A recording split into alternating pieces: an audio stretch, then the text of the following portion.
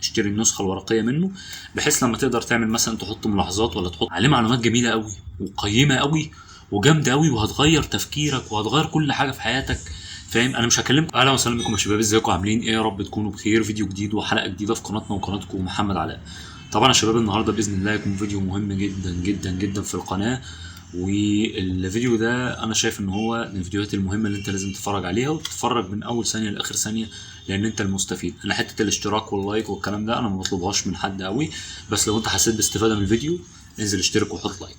بدون تضييع وقت يا جماعه، الكتاب ده انا عارف ان محتواه في القناه بتاعتي، بس قبل بس ما اوريكم او اتكلم معاكم عن الكتاب، انا عارف ان المحتوى في القناه عندي متنوع شويتين ثلاثه، بس انا لما بعرف اي معلومه تفيد الناس بطلع اقولها للناس على طول. انا اخترت المحتوى اللي افيد بالناس، مش هطلع انا واحده نرقص واجيب واحده واعمل فيها مقلب او اجيب مش عارف ايه او اعمل لكم فيديوهات هبله ملهاش لازمه. لا، انا اخترت المحتوى اللي فعلا يفيدك ويطور منك ويخليك حاجه كويسه قوي. الكتاب ده يا جماعه اسمه العادات السبع للمراهقين الاكثر فعاليه. الكتاب ده انا اشتريته ب50 جنيه من العتبه.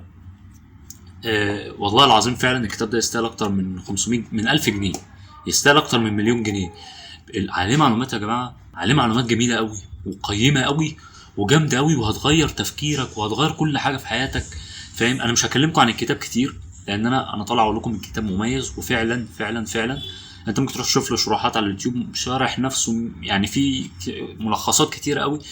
انا بيني وبينك انا ما انصحش ان انت تحمل الكتاب PDF، لا انزل اشتري النسخه الورقيه منه، بحيث لما تقدر تعمل مثلا تحط ملاحظات ولا تحط حاجه زي ما انا عامل كده، يبقى ده افضل ليك. الكتاب لما يكون ملموس احسن ما يكون PDF 100,000 مره، ومش غالي. انت ممكن تلاقيه بمكان ب 30 جنيه، ممكن تلاقيه ب 40 جنيه، ممكن تلاقيه ب 50 جنيه اغلى حاجه.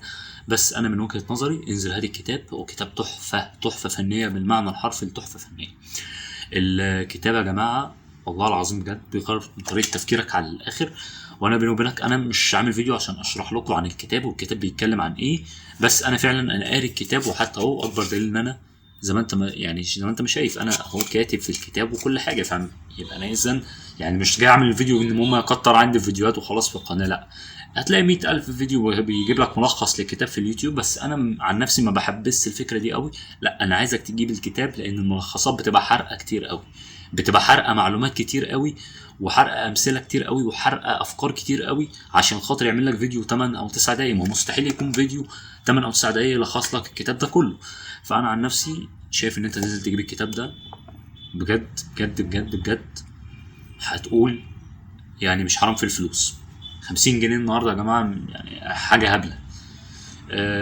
بس انا شايف ان انت تستثمر في حاجه زي دي هتفيدك قوي. طبعا انا زي ما انا قلت لكم، انا المحتوى عندي في القناه ممكن يكون متنوع شويه، ممكن اتكلم شويه عن اليوتيوب، اتكلم شويه عن مش عارف ايه، اتكلم عن فيز، اتكلم عن بتاع، بس المهم ان انت في الاخر بتاخد المعلومه اللي انا عايزك تاخدها، اللي تفيدك في حياتك، لا اكتر ولا اقل.